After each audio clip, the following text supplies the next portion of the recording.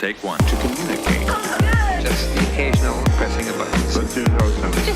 Down. It's a nice little thing, huh? It's a slice of life. What shark infested that man says? I'm sorry about that. You understand? I'll have you arrested. Just a minute. Enough is enough. The sound turned down.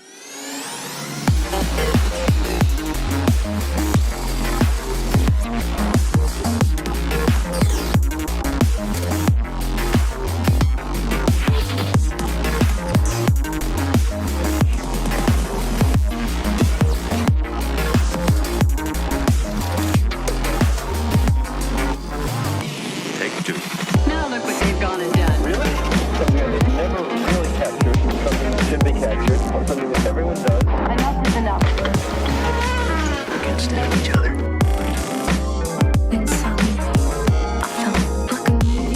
The sound turned down. Imagination. Creative imagination. Depression. Hey, this next bit you sound a prepared performance where things are set up. But let me go on. Close your eyes. It's time.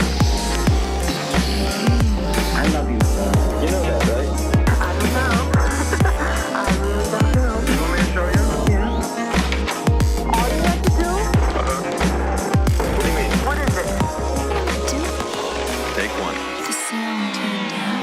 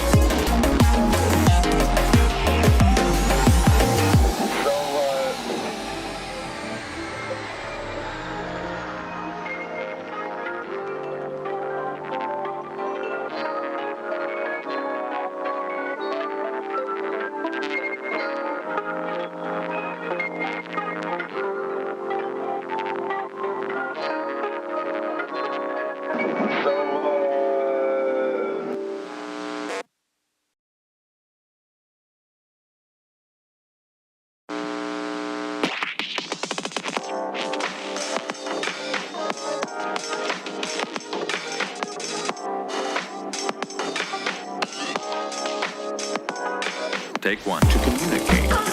Just the occasional pressing a button. Let's do something. Down. It's a nice little thing, huh? It's a slice of life. What shark infested that man says? I'm sorry about that. You understand? I'll have you arrested. Okay, we're about to get started. My voice is a lot more garbage today because I just woke up from a nap. I slept way too close to the start of this. We're just going to be going over a couple quick mix changes and things like that. I'm reviewing.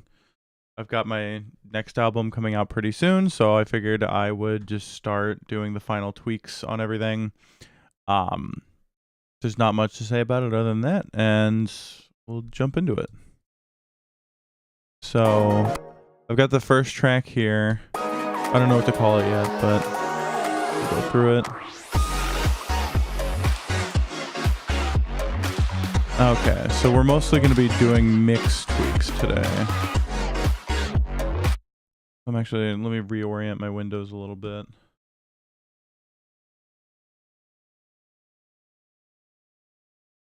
Yeah, so we gotta get this green. Okay.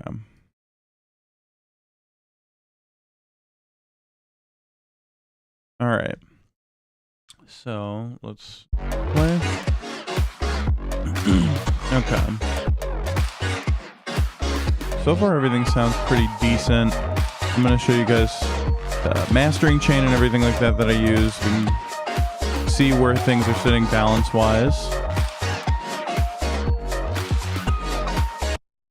You'll see I use nothing but isotope products for my mastering just because what I'm used to. So mostly what I do is I use The first thing I do in my mastering chain is I use a little bit of parallel compressing, which is from Waves has a plugin called One Knob Louder, which all it is just, it's a parallel compressor, and it does what it says. It makes it louder. It is one single knob, and it's really easy to use right here. I have mine set at about 3. I usually do that because a lot of times I undermix and it's very dynamic, and so this helps round it out and make it a little bit thicker, for lack of a better term. So I start with that, and then I wind up opening up Ozone. I do some EQ, a little bit of sidechain or multi-band compression, and then we use a dynamic EQ to grab a couple of those spots and add that are poking out. Add a little bit of transparency to our limiter or maximizer where everything is really getting slammed. Usually I try to aim for like a minus 9.5-ish, LUFS. That's usually pretty loud and still dynamic. Anything above that really starts losing dynamics, and anything below that is too punchy to the point where Spotify will be like, it's too quiet. So let's see here, we're about 10.5, and you keep moving up. As more things get added, you can see the short term is like minus 9, blah, blah, blah. Not hitting the limiter too hard, which is good.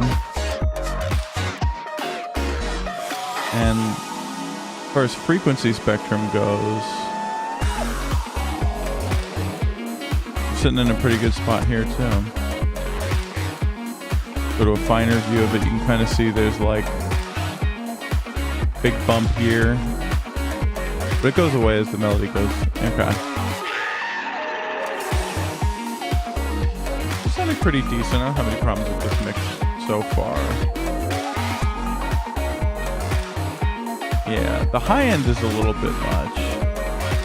I'm going to turn that down.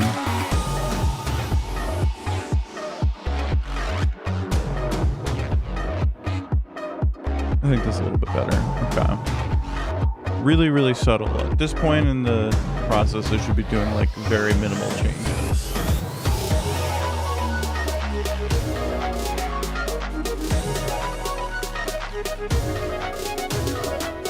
We're building back up, so it's okay to lose some of that bass.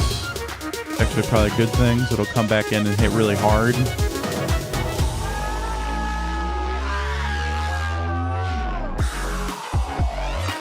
Kind of like that.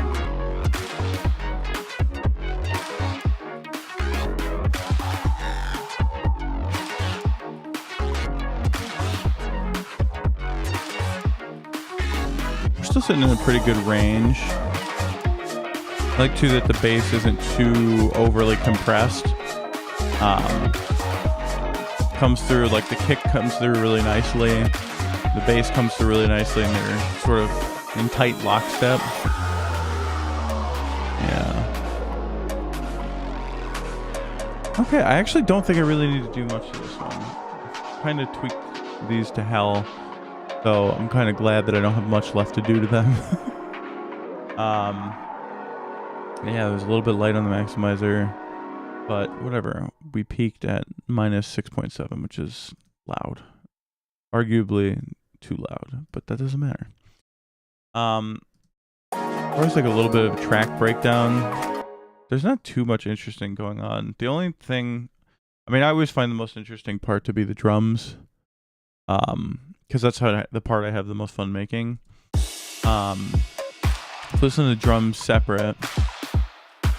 You can actually hear every other clap. There's a big hockey slap shot mixed into the clap. So without the clap, it sounds like this. That's all slap shot.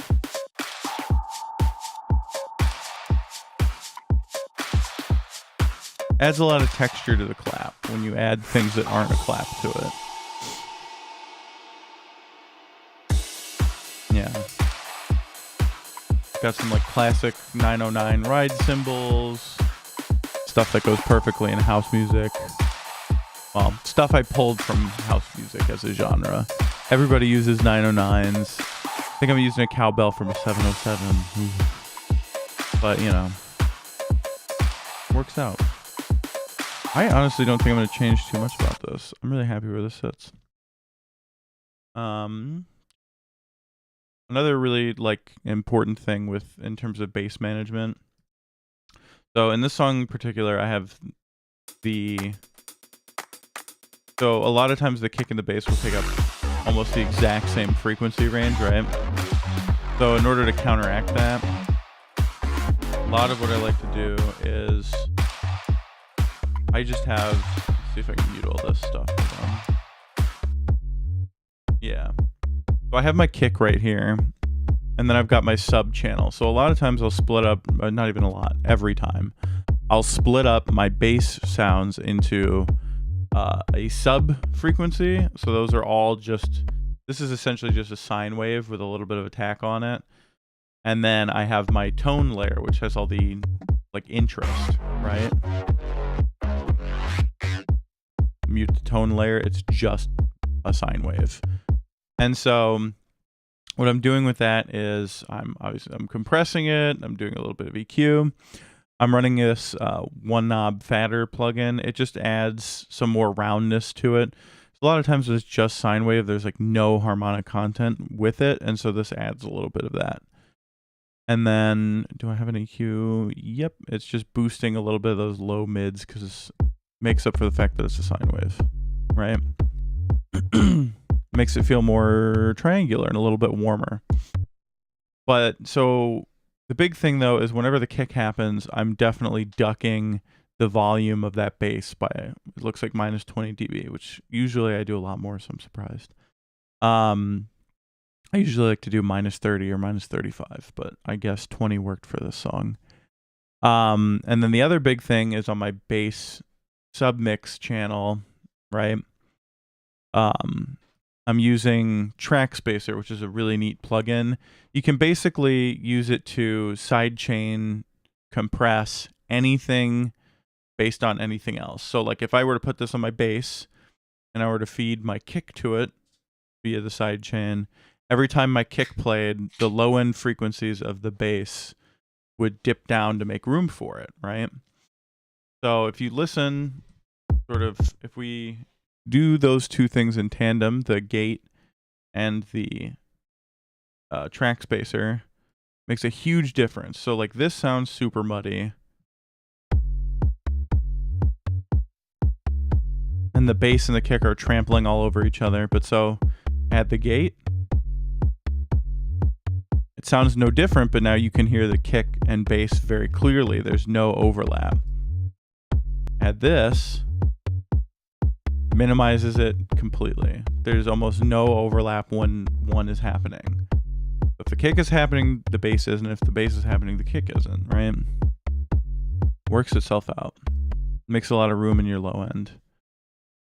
Once you add your, tonal bass layer, which is where all the interesting harmonic content is, you can kind of go crazy and do whatever you want with it, just so long as you scoop off anything below 140 or ish right at the end of it, which is what I'm doing. And then I'm not even sidechain compressing or gating it at all. It just plays normally because all the stuff that I want to sidechain is all already being taken care of. So let's see. Add everything back in. Yeah, if you add everything back in. I guess now would probably be a good time to break down my mix template in general, since we're going to be looking at it the entire time. Every track I mix, I use the same sort of template, sort of, good starting point. Basically, every channel strip, every single audio file. I guess so. Whenever I finish a track, I render out every stem into an audio file, so that way, if I don't know, 5-6 years from now, I want to reopen one of the old sessions, and it's like, oh, all these plugins are out of date, or they don't exist anymore, or like my computer doesn't support them.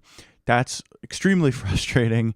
So instead of having, bump my microphone. So instead of having to deal with any of that, I render it all out into individual audio files, so that way one, I can't make tweaks forever. Otherwise, I'll just never finish anything.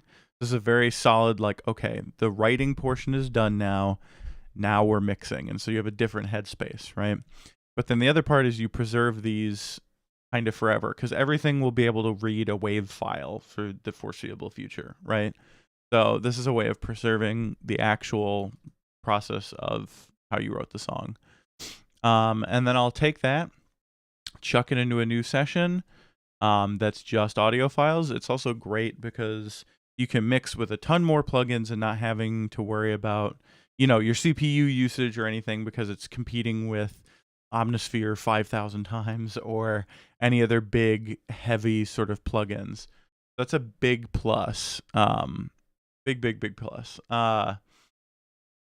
And then, yeah, I mean, it makes it a lot easier, right? You're just in a different headspace. You know all these files are going to be there forever. There's nothing to mess with. And it just works itself out. So I have all these. Chuck them into the session. And then every channel strip is going to get Isotope's Relay, which is a really good just channel strip, you know, like first thing plugin. It gives you a gain knob that you can mess with because whenever you're doing volume automation, you want to do it on some sort of gain knob. You don't want to do it on the actual faders because then it just gets really frustrating when your faders are dancing around and you're like, I just want to move it up a little bit in volume. And now you can't because your faders are moving to the predetermined spots that you've automated for them. So it's really frustrating. So this will be where you do all your volume automation in general. There's also width control. So if you've got something stereo and you want it to be more mono sounding and vice versa, it's right there. We've also got phase flipping, which is incredibly important if you're doing live drums. You can convert something to mono if you need to. You can add delays between the left and right channels. So these are down to the millisecond, which is extremely helpful for, you know, if you've got a room mic on your drum kit that's, you know, X number of feet away, you can add that or flip the phase in order to get it sounding, you don't have any phase cancellation error, right? You can also swap your left and right, which, you know, I use here and there, but not too much. But then the most, my favorite part about it is the fact that there's a filter right here. So you can just immediately set it to 48 dB and roll off everything below 120, which is super helpful for cleaning up your low end. I'll do that on almost every track that isn't the kick or bass or like tom drums, right? And it's just a great way to keep everything before you even start mixing. Helps keep it all clear and less muddy. I'm going to turn that off because this is a kick track. And the next thing we have on every channel is a EQ. So this is going to be mostly subtractive. I added on this one, but whatever. Your first round is usually going to be where you do all your subtractive EQ. You're going to be scooping out frequencies you don't want because as soon as they hit the next, you know, thing in your chain, which is your compressor, it's going to make any errors more apparent, right? So if I have a giant, you know, bump at like 500, let's just do this for example, right? If I have my kick right here and I have a giant bump at like 500, it's only going to be made worse by the compressor that happens, right? Turn off kick. It'll become way more prominent. So without the compressor, still bad, but now with the compressor, it's actively taking away low end to make room for this 500 hertz bump. So you just want to remove everything you can before your compressor that's in the way, right?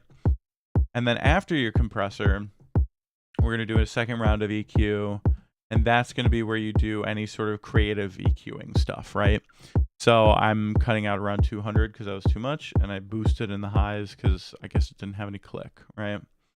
Which sounds about right. And I do that for every channel, right? And then I've got little things in between there. So for like, it looks like for the snare, I have a, oh, okay, interesting. I put in a multi-band, what is this? This is an imager, okay. So I did this to, I bet you anything. Let's see what it sounds like without it.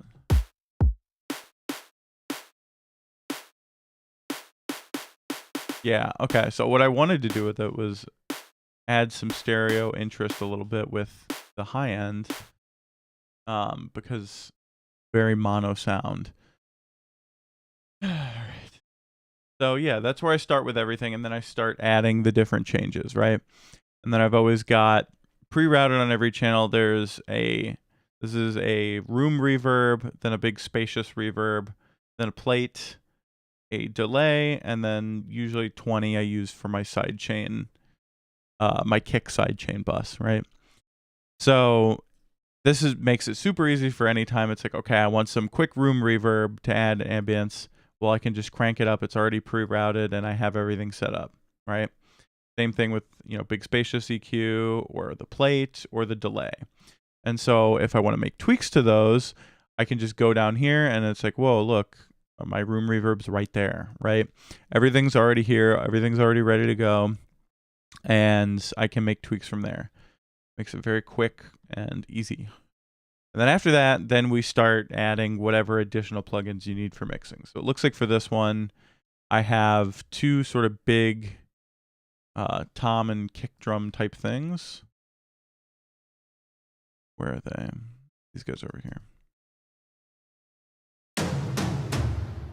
And I used Track Spacer to get their low end cleaned up by the kick, right?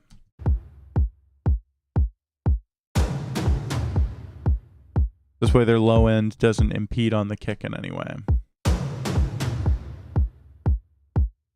It becomes really helpful when they're playing together at the same time on the same beats like that.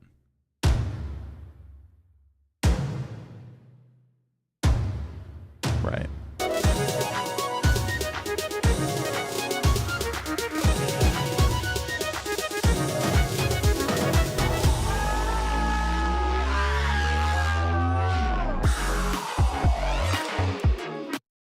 Cool. Okay. Anything else interesting about this? There's a lot of stuff being sidechained to the kick. That's not that exciting.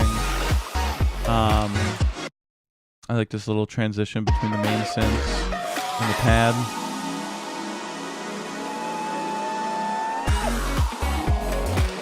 I actually really like this pad. See what it sounds like.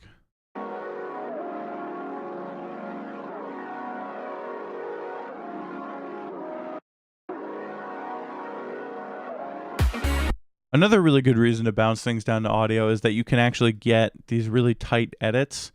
So, for example, I have that main pad, but then I've also got this guy over here. And I can cut directly the pad to move out when this happens instead of just ending the note and having there being some natural decay to the sound. I just get that sharp cut.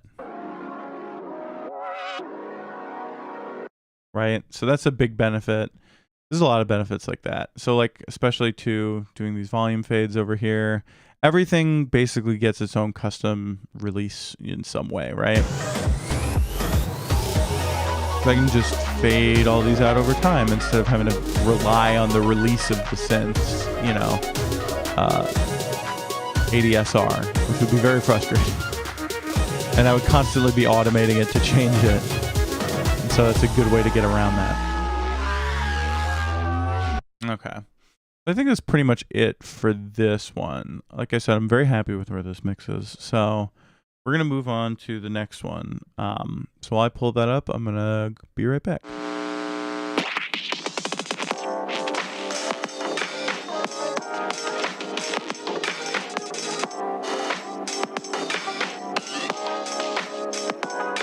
Take one to communicate. Just the occasional pressing of buttons. Let's do it how it sounds. Down, down, down. It's a nice little thing, huh? It's a slice of life. What shark infested that man says? I'm sorry about that. You understand? I'll have you arrested. Just a minute. Enough is enough. The sound turned down.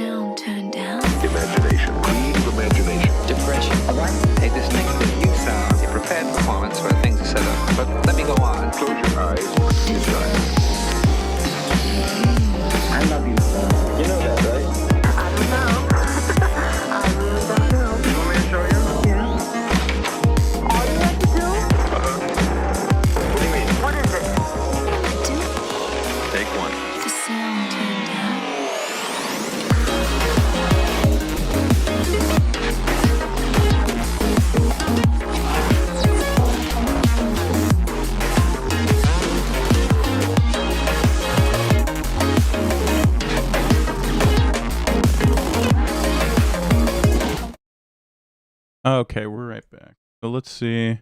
This is the next tune we're going to be working on. Oh no, this isn't it. Whoops.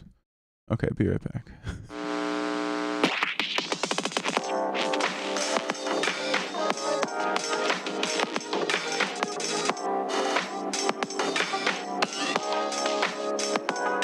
Take one. To communicate.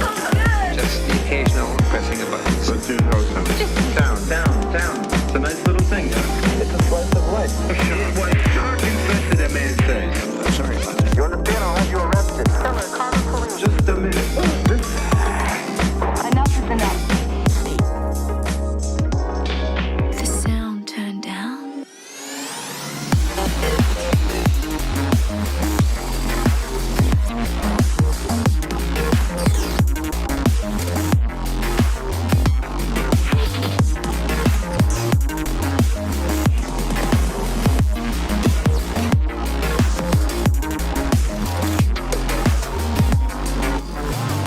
Take two.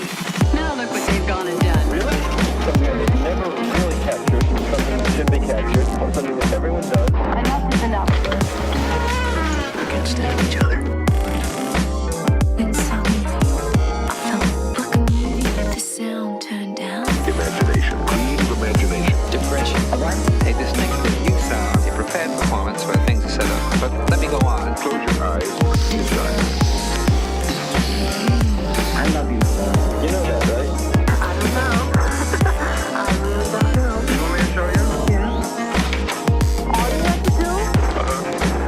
What do you mean? What is it? Take one. The sound turned down.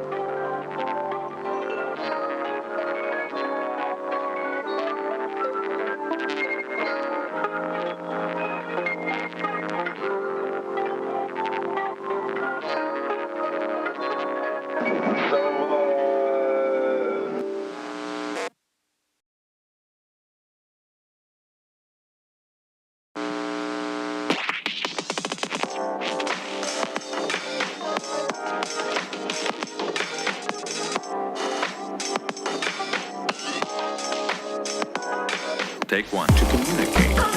Just the occasional pressing of buttons. Let's do how it sounds. Down, down, down. It's a nice little thing, yeah? It's a slice of life. What shark infested? Okay, and we're back. All right. So this is pretty much everything that I talked about, but the opposite. This track is, I just started mixing it directly in the composition session, which is something I normally do.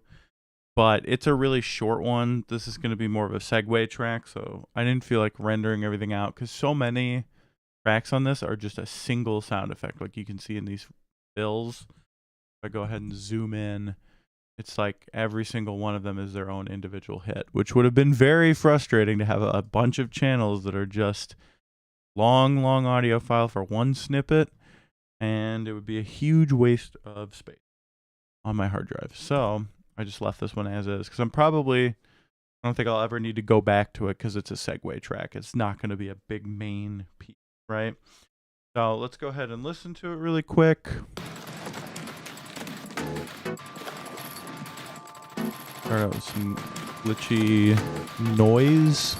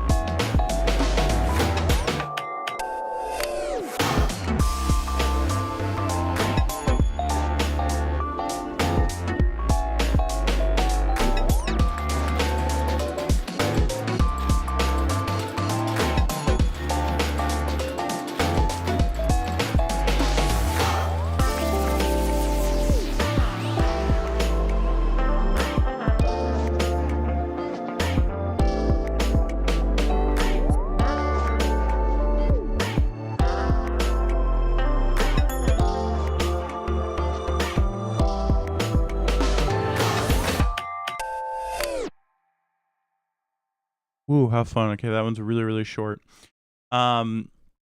Basically, though, I mean, the meat of it, I don't really think I have any sort of sub mixes or anything, but a lot of this is drums, right? So almost all of this is drums. It's like 90% drums. Let's see, and then this is, what is this? Oh yeah, that's noise. Okay, so here we go. This is what the drums sound like on their own. There's actually a couple tweaks I want to make right off the bat.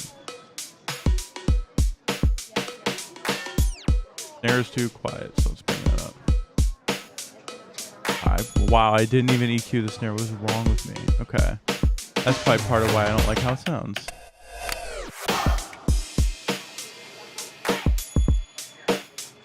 Yeah, that 500 hertz sounds bad. So let's bring that down.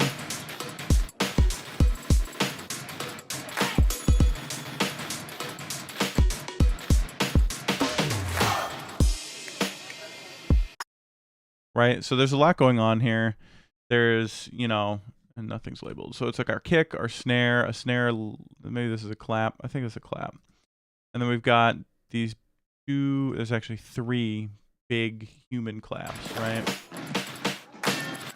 They're big, like, groups of clapping.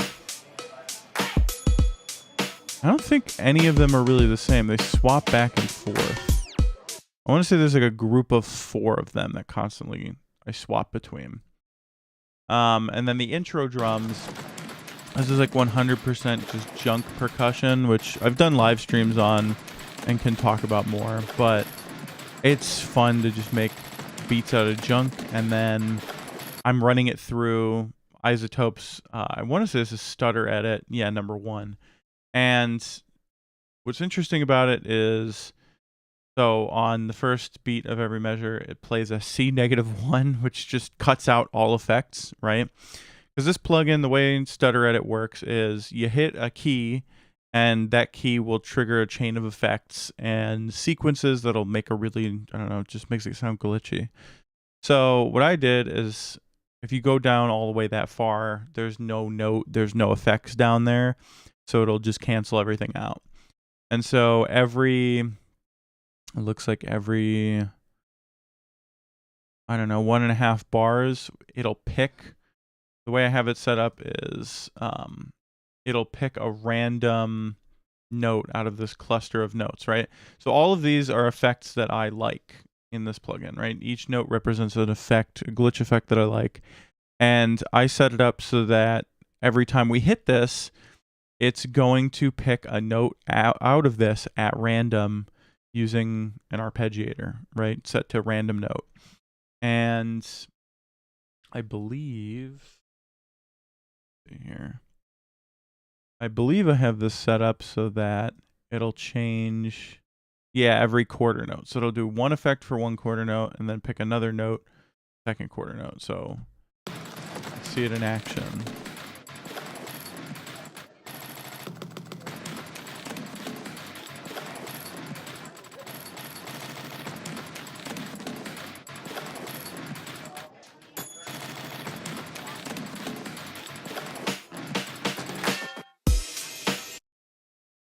So you can kind of see it working and doing its thing.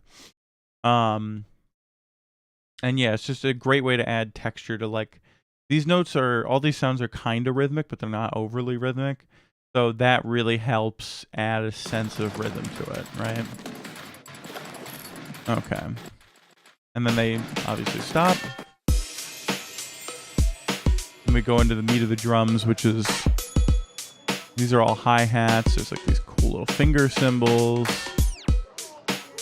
I faded that one out. Got like a mild break beat, or is this, that's cowbell, never mind. And we've got here, there's like a little drum fill. Now that fill took a while, but a lot of what it is keyboard clicks and random drums, right? So altogether, it sounds kind of cool. I think I do it 2 or 3 times in this piece. layer in a big vocal hit along with that, and apparently a bonk. Yeah. There totally is a bonk in there. Okay. What do I have this at? -15? Listen to that. All right. Put it back where it was. Okay. Big cymbal hit. Fun finger cymbals. Very light. Bring that cowbell back in. Oh, I forgot one of the vocals. There's actually a couple vocals I forgot.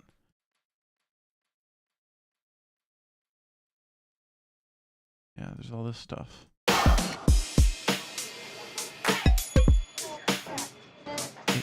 Yeah, there we go. And yeah, there's like a whole breakbeat in here, right? Forgot about that.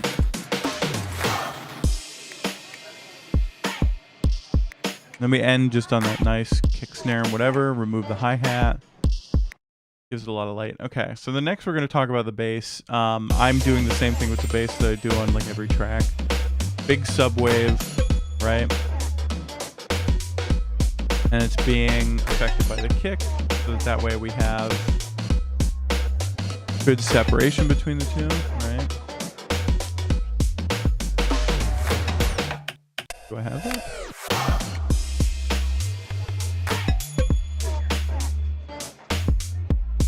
Where's my bass? Oh, my bass is all the way down here. Yeah, so it looks like in this case, what I did was I used, instead of using a gate, I used an actual compressor to sidechain compress it for real. Only real benefit to that is just when you go back, you know, when the kick is not happening and it goes back up in volume, you're usually left with a lot of harmonic warmth and distortion coming from your compressor. So that sounds nice. Then we've got our tone layer for the bass. This one's pretty subdued, and you can see like I am cutting out a lot of frequencies because this is a noisy, noisy bass patch. So there it is without that. I'm just using the EQ to kind of tame it because there's a lot of other things happening and I didn't want that getting in the way of it. So let's see what else is happening.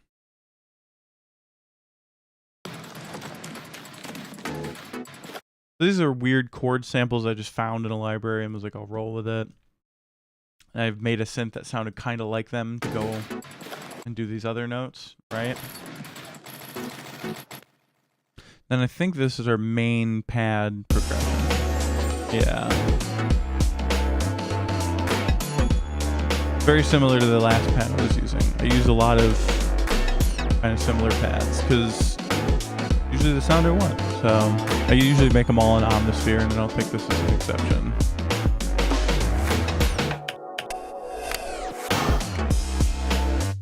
Yeah, so that one's just the same pad, but it's, you know, I scooped all the highs and lows and just made it sound like it's coming out of a small phone speaker.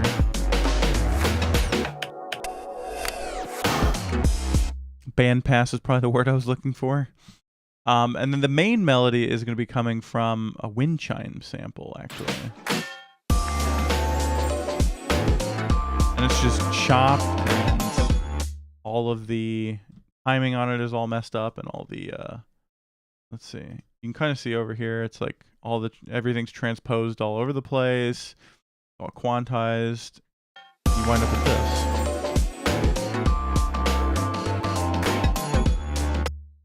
And then we go over to sculpture. Is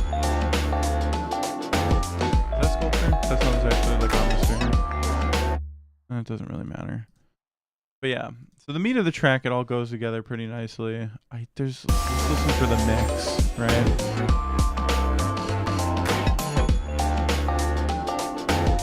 We'll pull up our mastering chain. So this one's mastering chain is going to be very similar to everything's mastering chain. I've got one knob on there. I have a gain knob if in case I needed it. And then we've got Ozone 9.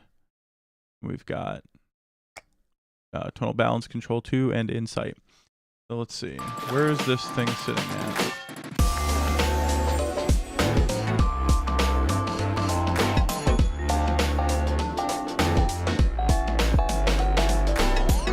kind of mostly where we want things, right? So let's see. A little bit of a build up in that. A little bit of a dip here. So let's see what we can do about that.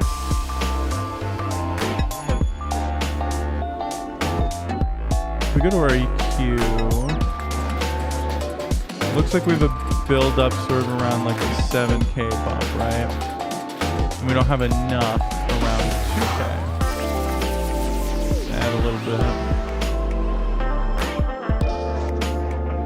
The other thing you'll notice is that the keys have way too many low mids. Not that there's anything super wrong with it, but because it sounds nice and warm, but I think it would be benefited by a little bit of cleaning up. So let's see, what do we have?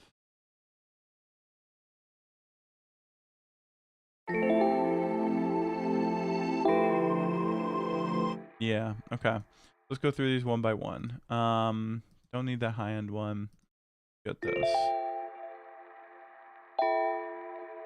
Cool, okay. This one pretty decent. We don't really need any of this down here though, right? Those are probably fine. I don't think they're the source of the problem. If I had to guess, it's probably this Rhodes, right? So let's see. Yeah, look at all that. That's a lot of low end that we do not really need.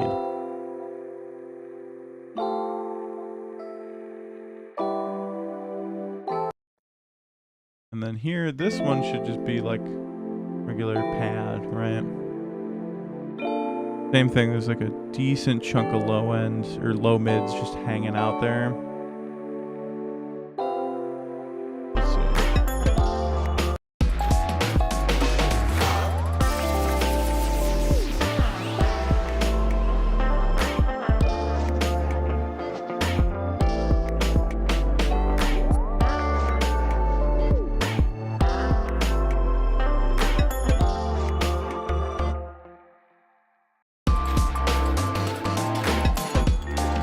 Okay, so part of that is just going to be that there's not much high mid going on, right? I think we cleaned it up pretty decently.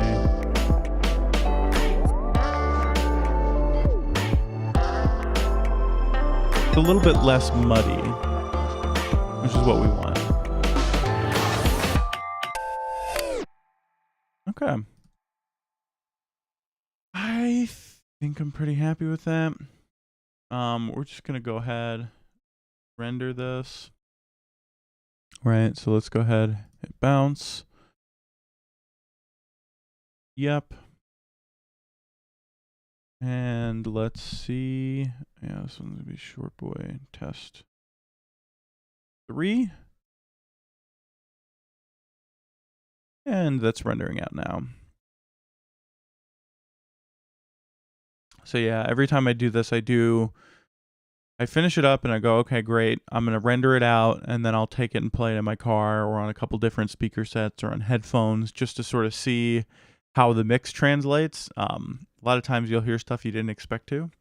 And it's very helpful because like here in your studio environment, everything's perfectly controlled and you know everything, there's nothing wrong, but it's like in a car, your speaker system could be ass, or on, you know, a phone speaker, maybe there's something weird sticking out that you would have never noticed on high-end speakers, but really sticks out when you play it over your phone speaker. So it's important to test and troubleshoot and see. So because of that, this one's on version 3. The last one, the first song we did was on version, I think, 8. Lot of tweaks. So, okay, I'm going to be right back. I'm going to pull up the next track. And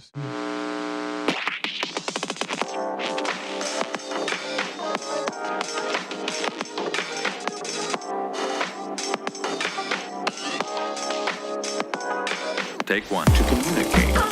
Just the occasional pressing of buttons. Let's do something. Down, down, down. It's a nice little thing, yeah? It's a slice of life. A shark, white shark infested, that man says. Sorry about that. You understand? I'll have you arrested. Just a minute. Enough is enough. The sound turned down.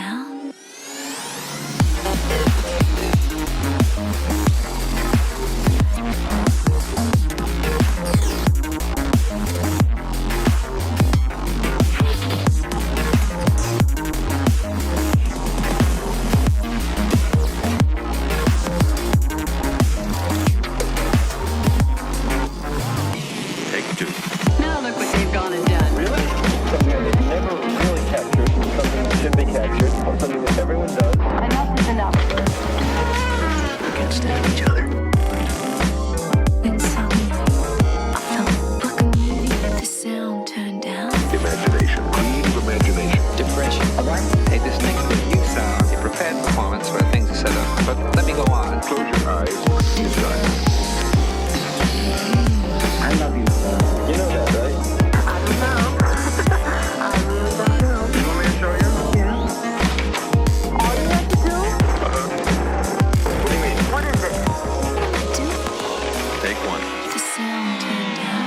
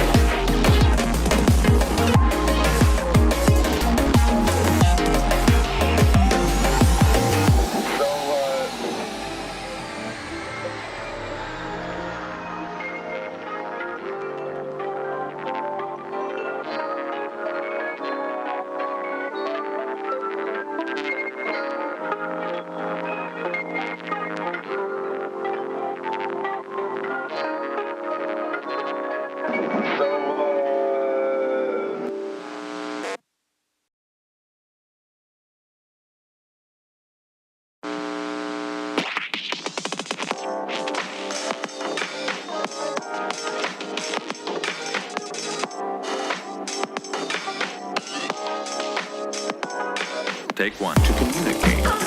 Just the occasional pressing of buttons. Let's use how it sounds. Okay, we're back with the next song.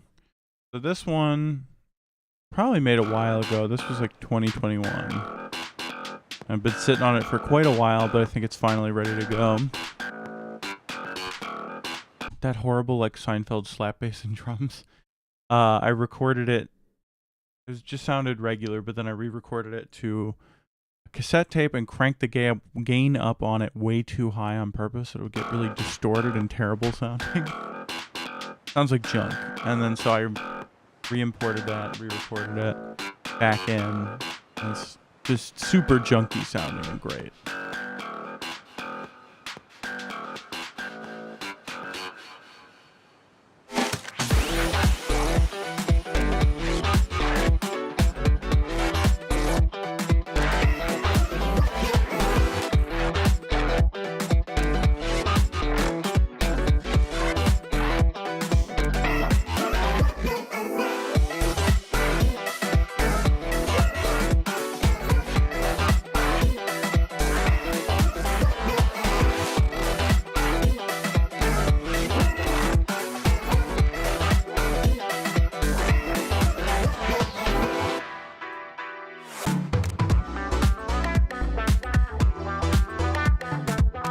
Nice. Okay.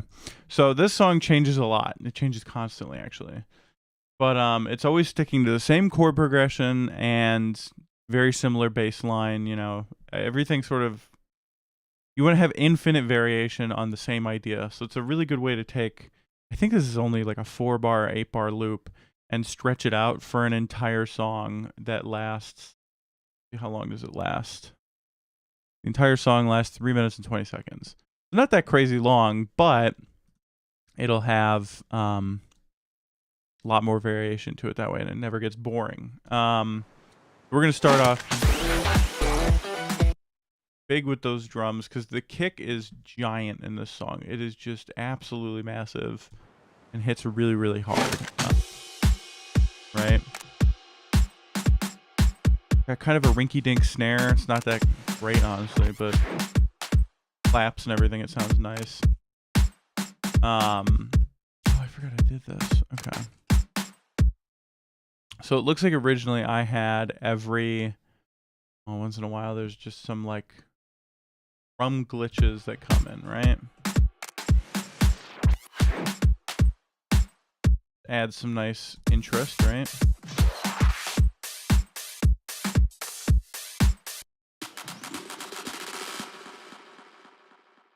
So that's probably the end of a build-up right there, right? What's this? Oh, that's really cool. I didn't even realize it was there.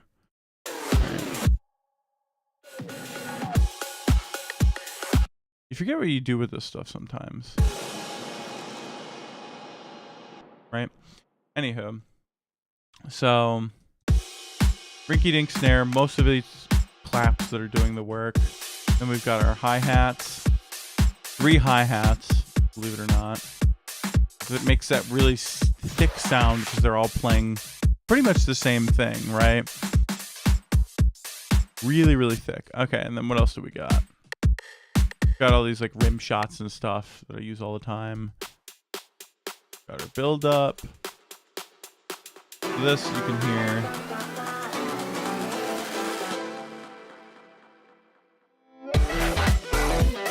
And it slams right back in with that guitar slide in. Ugh. Dirty.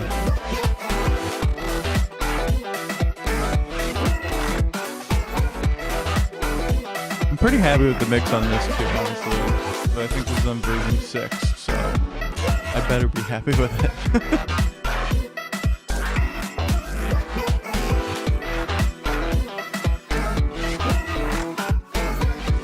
And then I'm doing, of course, the same thing with the basses that I do on everything, where there's a separate sub. This one, it looks like, because I have 2 main bass parts, there's one for the verse and one for the choruses. They're actually different subs. Yeah. But they both serve the same purpose, just adding in that subwave that's getting ducked by the kick is super important. Keeps everything very clean. It's like, here's the tone for that bass. That typical house kind of organ stab bass. During the choruses, we have these big, like, dubstep hocket bits. Really angry sounding.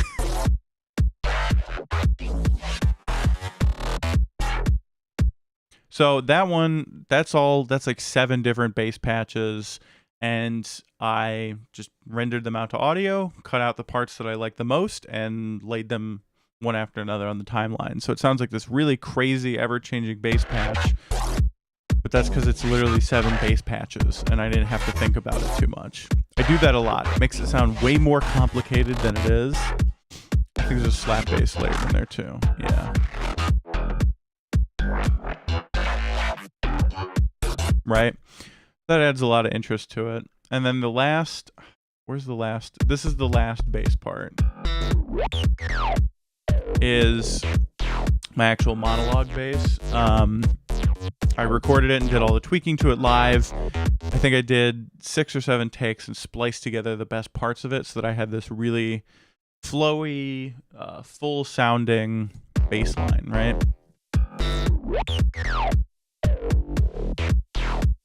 Always changing. All right. So the biggest thing that this song takes like a 180 big time, right? We've got this super heavy house feel to it. And then we're going to cut to this big open section, and then it hits with something very different but samey.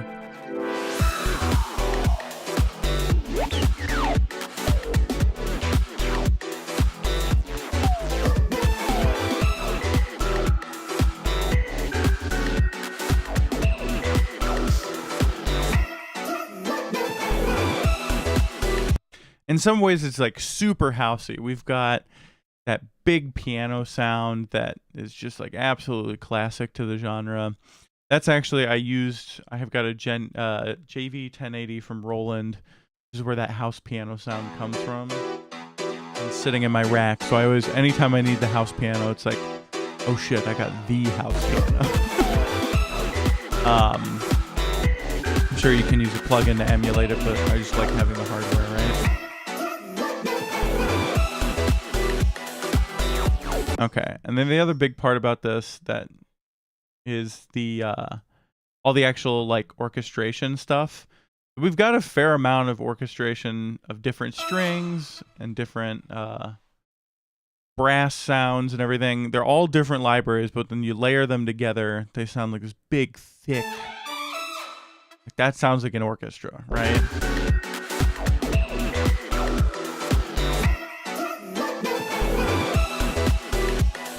Most of that comes from, there's a couple sound packs from like Reason being used. I'm using the plug-in version of Reason.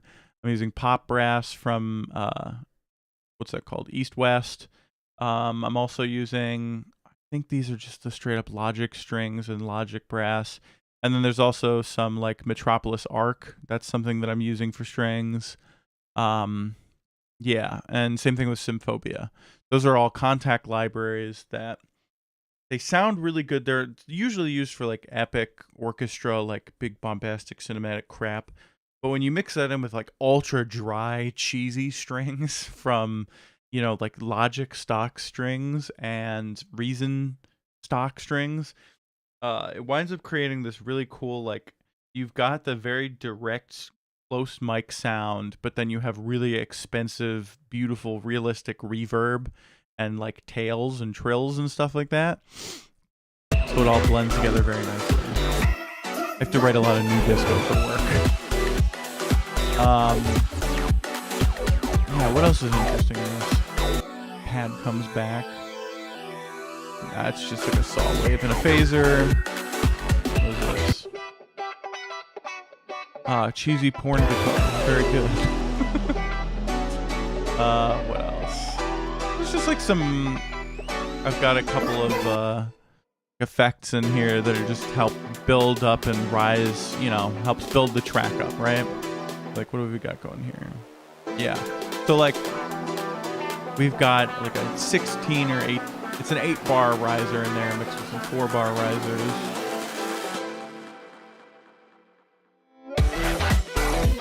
Boom, it hits. By the time it hits, everything else is completely dead, right? It slaps. Let me see if I can talk about... There's one thing... I don't know if I'm doing it on this track or not. Oh, I definitely am. Okay. So this is something that doesn't get talked about very often that I think is super important, right? When you're building up your track and you want it to be super exciting, right? And you've got these big drops, one of the things you can do is subtly change the volume during some of the softer sections, right? So like during this is our sort of drop and build back up. What I'm actually doing is ducking the volume, or ducking. I'm bringing down the volume on the master fader to make it quieter, right? So your brain is like, oh, this is the soft section, it's very quiet, whatever. So that when it is time to build back up, we're still quiet. And then on that last hit, this is when the guitar swells back in, goes back up to full volume. So that first hit just like punches you right in the face.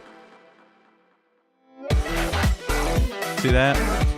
And so suddenly, like, the biggest peaks are much louder than they were over here. I think there are ones where I do much more dramatic ones. This one's pretty subtle. But that's a great way to add a lot of dynamic interest to your track. Is like after you've mastered it, go find your quieter sections and bring them down lower so that way the bigger sections sound even higher. So a lot of times, if you have that happening, people will actually turn it up during those quiet sections. And then so when it really punches them in the face, it's super loud and just fills up their car with, you know, loud ass bass, and it feels really, really satisfying. So it's just something I do pretty often, because who doesn't want to punch people in the face with your song? What I want to be doing. As far as the mix goes, I don't think I have too much left on this. This sounds pretty clean at this point. It's on, like I said, version 6. Yeah. Like even the hi-hat sounds cut through pretty good. Yeah. Okay.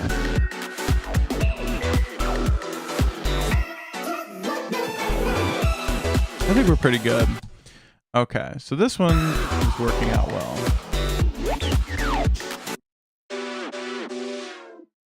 Oh, that's cool. I forgot that was in there. How did I achieve that? Wow, I'm really like slowing it down sometimes, and other times it's just a synth. Okay, interesting. Well, that works out well. Nice. All right. Sick. I think this one's pretty much done. I don't think I need to add any other tweaks to this. So let's go ahead and save it. And we're good with that one. So let me go over here, pull up the next one. I think next one we'll do, we'll do this one. Okay. Let's close this session. Open up the next one. You can see my background. That's glitch art that I made. All right. Maybe I'll do a stream about that at some point. I do all this glitch art crap on the side for fun, for visuals or whatever, using all just my phone. And the apps are free to start and they're cheap to buy. Definitely worth buying. But yeah. My mouth is getting dry. Let's see. This is going to take a while to load. My computer isn't ultra fast and my sessions get pretty giant, which is fine. Okay, so let's go ahead and reorganize our windows here. Got a bunch of Midi windows open. We don't need those.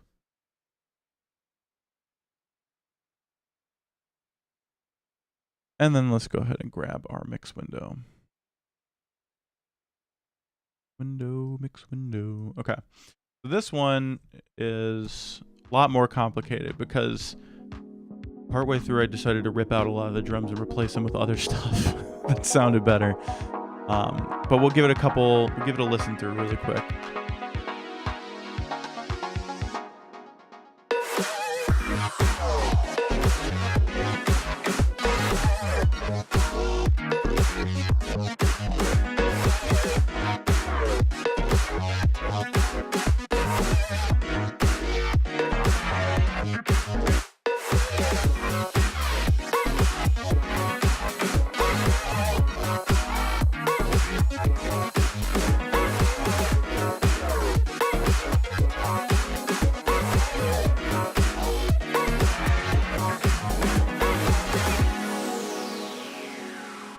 Okay, so that's the meat of the track, right?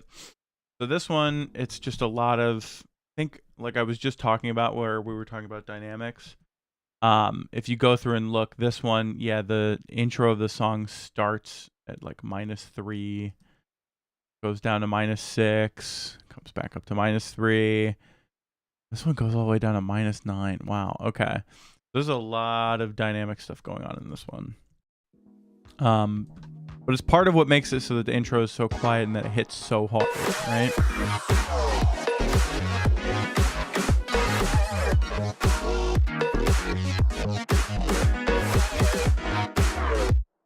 This one, we'll start by looking at the drums like we have been for everything. There's nothing too crazy interesting going on with the drums. They're just big hits, right?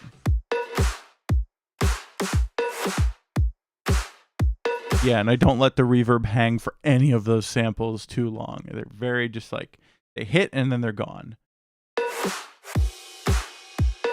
Part of that is just for the sound, you know? And then the other part of it is just, when you have a lot of things, like a lot of reverb tails and a lot of like, you know, drum tails, just everything, when there's too many tails hanging around, things can get muddy really quick. So I like to just, everything's cut and dry and very like to the point, right? Got our drums, throw in the bass. That's just a single patch I believe I made in Phase Plant. And then of course, I've talked about it a couple times, but we're splitting up the bass into the sub and the tone layer. So like that's just the sub. Here it is with the tone. And then the most, I don't know, this is probably the most interesting part is the actual melody of it, which is all synth pocket, right?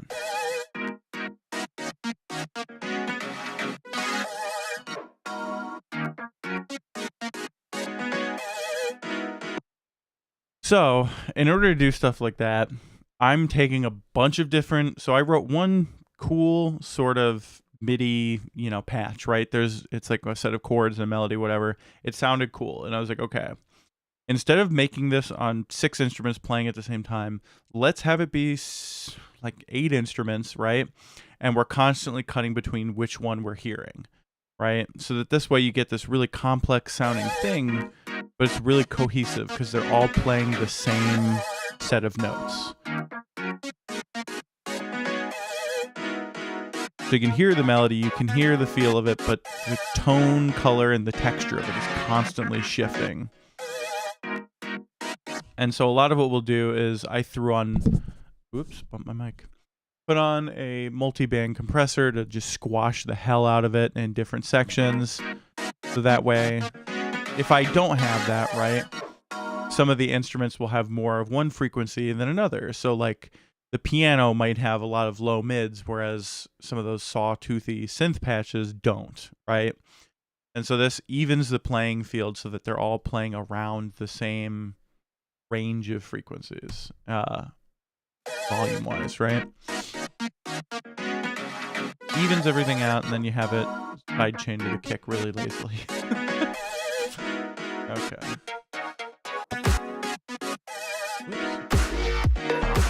So there it is with everything again. This tiny little guitar part.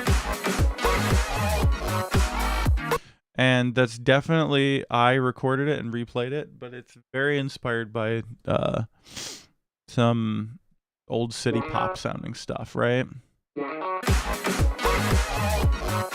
It's just very city pop, very funk, whatever. It's layered in there to add a little bit of interest. We've got a riser that's actual notes instead of just a riser. And you can hear we dip down the volume pretty big there, right? And it's fine because it's satisfying. It's a low portion. This is how it should be. And it's going to hit really hard again when I jump the volume back up suddenly, right? And then boom, we're back at full volume.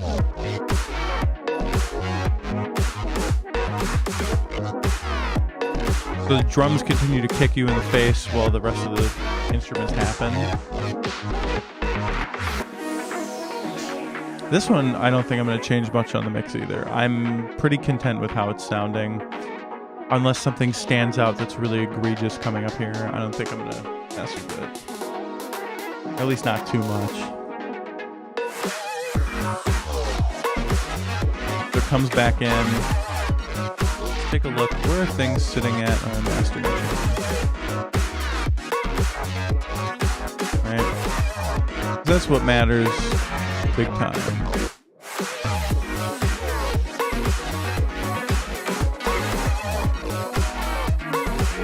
Pretty much where I expected it. Okay. Alright. So this song ends a little bit differently than a lot of the other ones do, right? With this big drop out to nothing, and it feels like the end of the song, but it isn't, right? We cut to just drums and bass, and then obviously I glitched the shit out of the drums, right?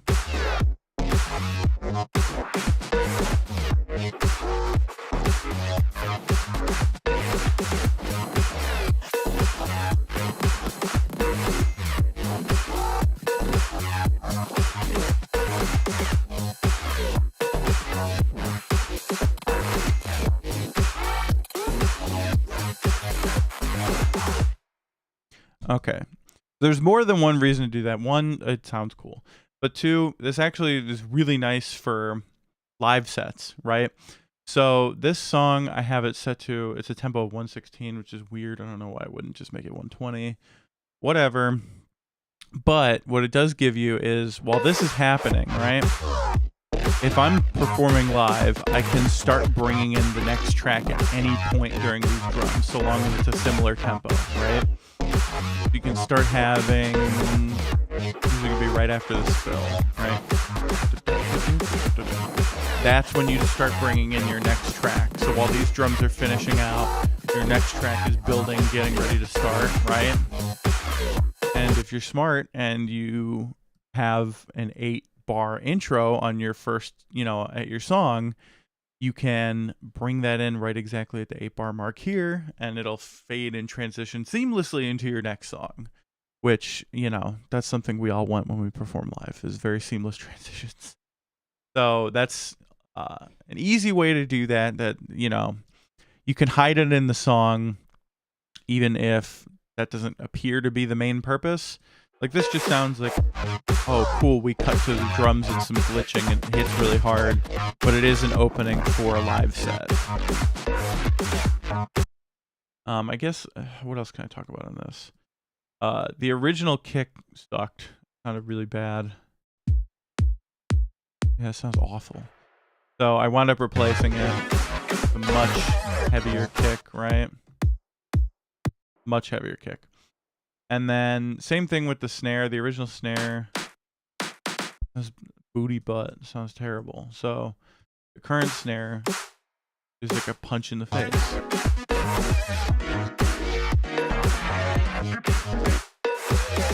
This is what I'm going for in my music most of the time, isn't it? I'm just trying to punch you in the face. And so I usually do that with really hard cut and dry drums, which is what I did in this. Okay, so I think that's all I have to say about this one. I don't think I'm going to make any mix changes. I'm happy with it. Let's go ahead, go back to my background. I'm going to pull up the next song. This one we might actually have to make some tweaks to. Because last time I listened to it in my car, I was like, ooh, it's sounding a little bit boxy, I guess. I don't know. It was too much low mids happening. But we'll see. I don't know. It'll probably never load. Where are you, Logic? There it is. Okay. Over here so you can sort of see it. Okay. So this one is... I actually made this as a junk loop at work. I forget what plugin I was playing with it. I wanted to test out, and I was like, oh, well, this will be nothing. I think it was just like, I found a bunch of samples of a bucket drummer in our sample library, and I was like, oh, those are cool. I probably can't use them for anything, but they're really cool. And as I started messing with it, I was like, oh, this could be a thing. You know what I mean? It could very easily be transformed into a full song. So let's go ahead and arrange our windows up a little bit.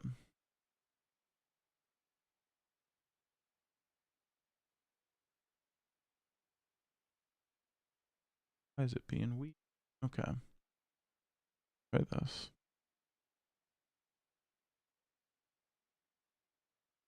Ooh, it does not like something. Okay. Are you done freaking out, Logic? Are we good? Okay, I think we're good now. All right. Logic was freaking out. Come on, go nicely. Click nice. Okay. So this one, yeah, let's see. Oh, I didn't even bring in the bucket drummers till later. I don't think they're even really in the song much, to be honest. It just transformed into something completely different, which is fine. Actually, that's probably a good thing. But anywho, let's listen.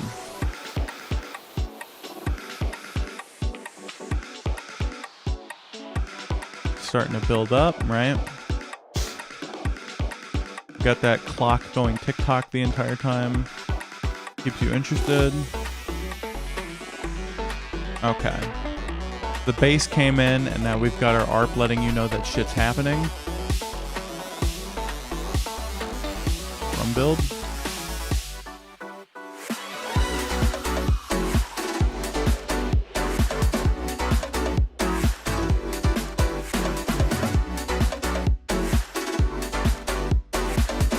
Yeah, so that's a pretty big, you know, punch right in the face.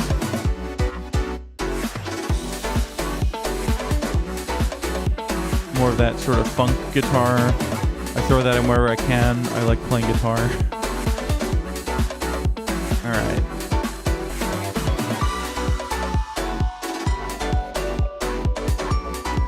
Things are sounding pretty good. Let's see where we're at tonally. This is probably going to be a spot with a lot more higher, big low mids, right?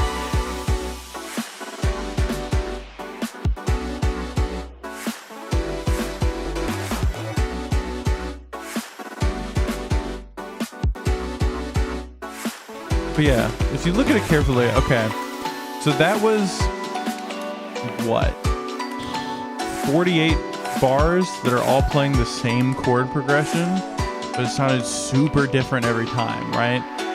I think I played that chord progression about 4 or 5 times. And, you know, you never notice anything, right? It's constantly evolving because the song around it is constantly changing, even if the notes are the same. So we've got our build in here. This is where things really change because we changed the chord progression too, right? Bass is fading back in.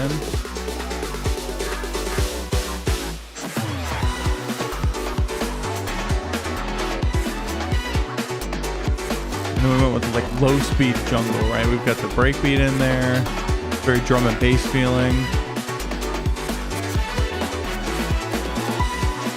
All the new disco feel, those strings and brass.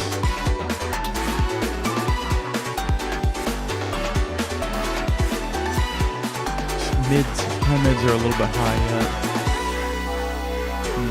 I have to tweak that. Is that like 7K, 8K? It was floating around in there. We all saw it.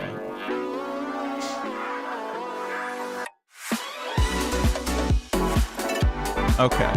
And then we bring it back to this. And this is basically, it's the same thing we did earlier, right? But like, listen to how different the synths are. We bring in, from the drum and bass section, we bring all those new disco instruments, right? Keeps a lot of variation, but still playing the same things. Yeah? That's like the theme. Okay. So this whole section is 100% a love letter to the JV 1080. It is like nothing but sounds from it that are all chopped and layered together, right? They're all playing the same set of notes, the same MIDI patch, same chord progression, and they constantly just shift the instruments, right? I got the idea for it. So if there's a song I have out called Cucumbered, and I want to say it's during like the last, I don't know, the last like 45 seconds or whatever, right? Originally it was playing, you know, that big house piano patch. And then as I was recording that, I was like, what would happen if I just scrolled through all the instruments on the wheel? And so it started playing through them, and random notes were making it in and hitting, you know, a random instrument patch, and it just sounded really glitchy and nasty and cool. So I was like, okay, there's got to be a way to harness that feel, right? So I did that a couple times on this song with this chord progression and whatever. And then I just did entire recordings of that whole section using single patches. And when you chop everything together, you get these really interesting, like, constantly changing, right? Which, that's my favorite thing to do in music, right? Is this constantly changing thing, but it's still very coherent and cohesive.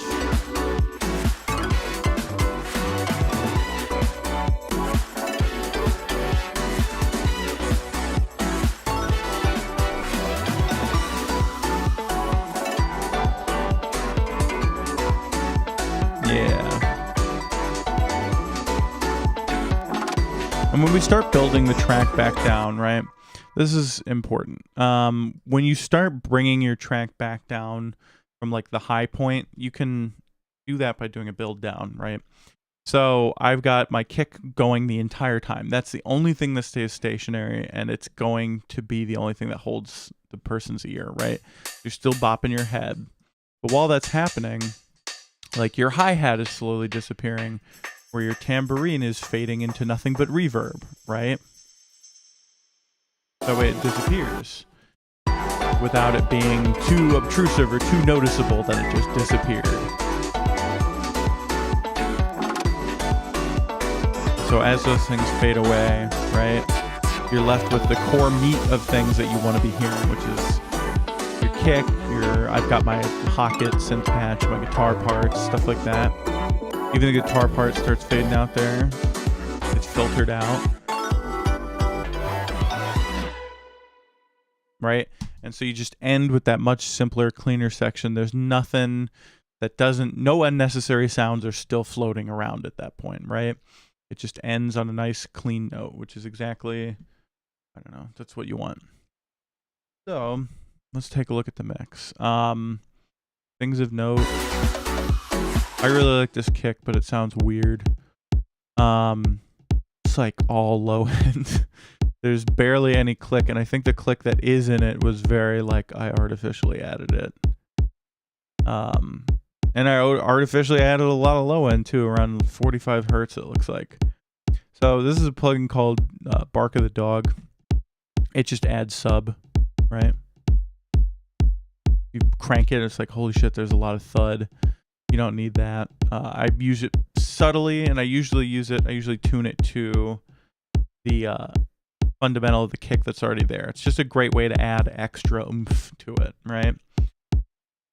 So that kick is not super interesting, but it's kind of weird. We go through and listen to the drums. I tried to get very like housey drum feel, you know, 4 on the floors. This whole album is 4 on the floors, right?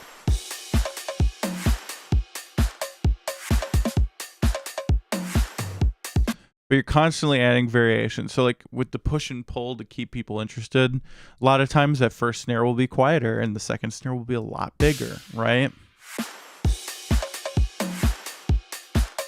A lot of times it'll have a, you know, fade into it, a preverb into it.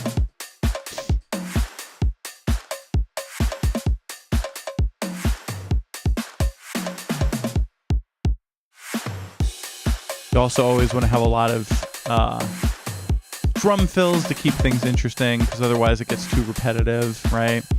And if you have a lot of drum fills, it makes it sound sort of like a live drummer thought about it. You know what I mean? Like if you're just playing the same 4-bar loop over and over again, like that can sound good. It has contexts where it sounds great actually, and you'd prefer it. But a lot of times with my stuff, I usually like to have a more live drum feel, but I don't actually like the sound of live drums most of the time. I want to have these very overproduced drums, but they still sound live because I have all these little fills in there, and there's parts where the drums stop and yada yada yada. There's also ways you can go about like voicing that helps make that happen. So in a lot of cases, like you want to think about it like you're a drummer, right? So you don't want to have 3 different cymbal patterns happening because the drummer doesn't have 3 arms, right? You just want to have one main one, and you can layer in a second one, maybe just as textural interest, right? So let me see if I did that, because I've got the hi-hat here, and yeah, I bring in a ride cymbal, right?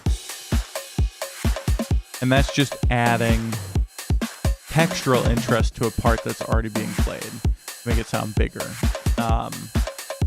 A real drummer can't do that, obviously, but still maintains it because it's still playing the same notes, right? Anyhow, so we have that. Got our big cowbell part. Anything interesting? Oh, the bucket drumming. The whole reason I made this song was this little loop.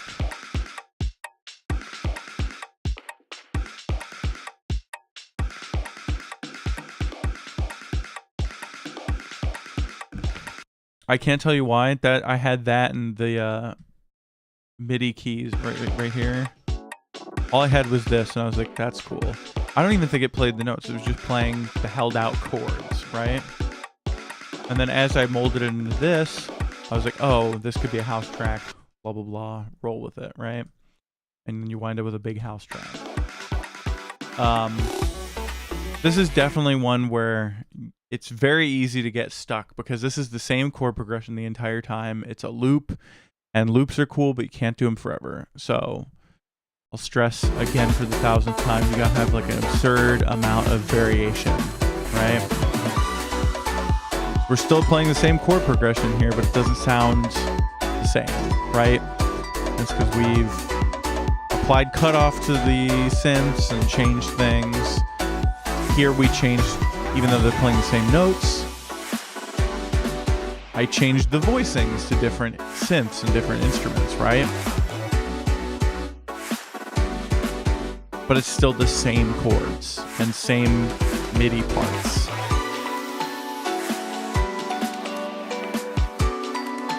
And even this is the original held out version of the chords I was talking about. They're right here.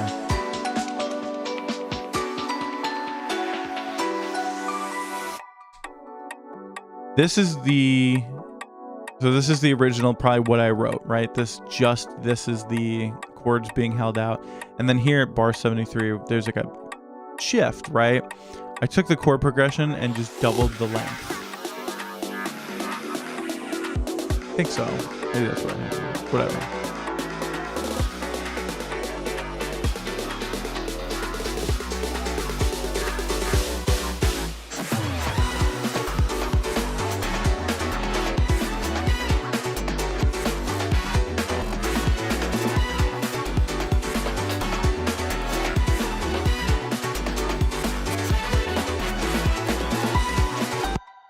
I guess I can talk about, okay, the break beat is kind of interesting at this point. I like talking about the drums a lot.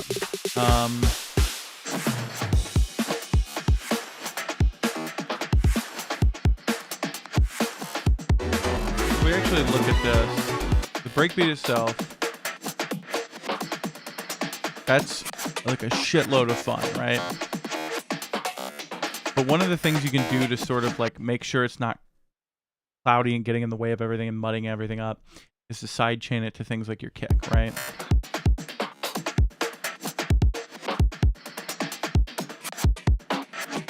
This way, every time the kick happens, it dies for a second, right? Which is what you want. You want to be able to have that good separation. It makes it feel more cohesive instead of it sounding like two drum parts over top of each other, right? That don't really go together. It makes it sound like one drum part.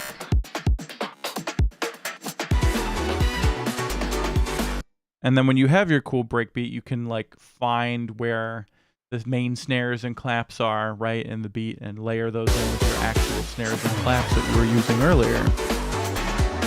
Because this whole section, I started with the breakbeat and then built the rest of the drums around it, right? That's why the ride cymbal comes in on those, like, I think it's eighth notes. And why the kick is kind of not always the same, right? Moving around a lot because I'm mimicking the actual pattern that was in the breakbeat.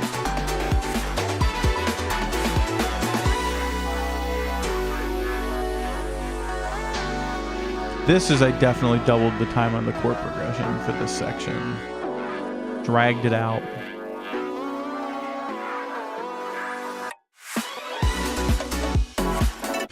Big benefit to working with audio instead of MIDI parts. You can just, when you want it to get to the next section, you just slice everything out, right? And you could slide it to hit, it hits right with the clock sound. Yeah. All right. Oh, there we go.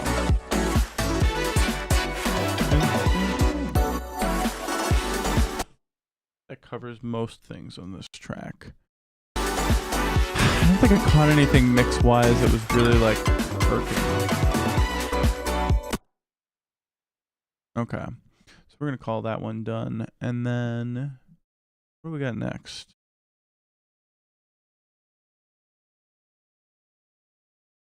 This one I actually don't think is gonna play through because there's so much shit happening in it that it'll kill logic. I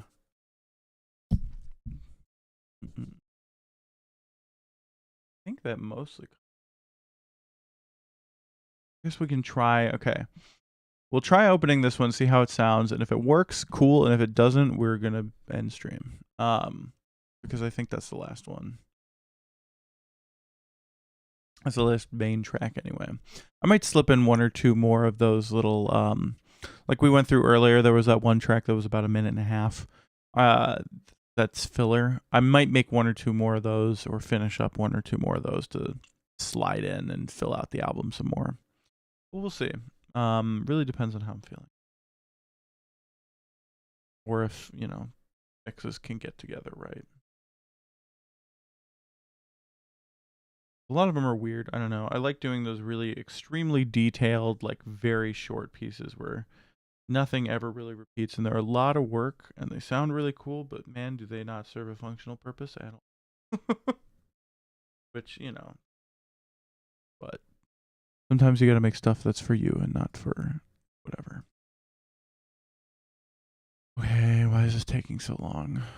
I have a feeling something bad's happening. A lot of times it gets hung up like that. It's because Contact is doing something stupid. Which, yep, Logic is no longer responding. Okay, I will be right back.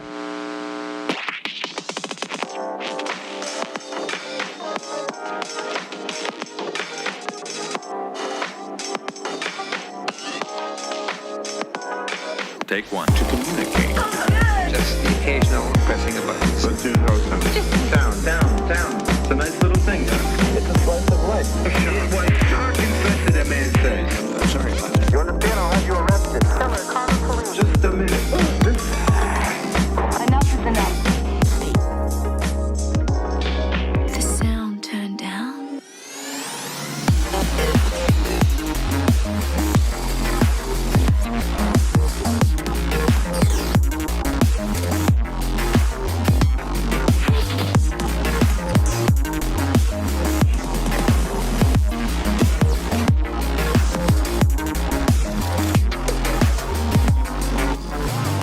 Take two. Now look what they've gone and done. Really? Something that they've never really captured, something that should be captured, something that everyone does. Enough is enough. We can't stand each other. Then suddenly, I felt like a movie. The sound turned down. Imagination. Creative imagination. Depression. Hey, this negative you sound a prepared performance where things are set up. But let me go on. Close your eyes. Use your eyes. I love you. You know that, right? I don't know. I really don't know. You want me to show you? Yeah. All you have to do? What do you mean? What is it? Do Take one. the sound turned down.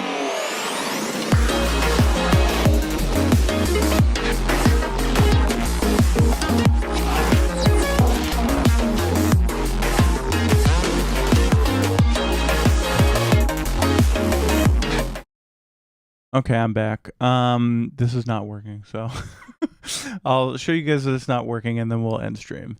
But basically, you can see it's like almost instantly it goes, oh dude, there's too much shit happening. And we're not gonna do that. So that's fine. Yeah, I can't even get it to play kick. Alright. Well, whatever the mix is on this one, I'm just gonna have to be happy with because I can't reopen it and redo it. I wonder why it's so bad. So let's see if there's anything stand out right away, right? I know there's a lot going on during this Hocket section later on. God, look at all that stuff on the kick. I'm pretty sure this is, yeah, this one, the kick was made entirely from scratch, right? And so it needed a lot of processing because it sounded bad. But I was really like, I'm gonna make this work. So yeah, okay. There's a sample of Gura saying what, if you were curious. Okay. But that's pretty much it. I think we've went through almost everything at this point. So I'm gonna call it a night. I don't know when this album's gonna be out. It's gonna probably be the start of next year if I had to guess. Sorry.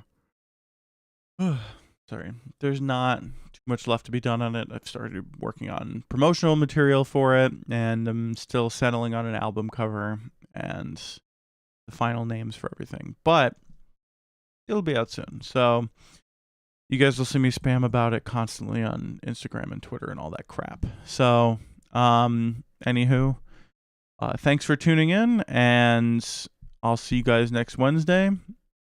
Take it easy.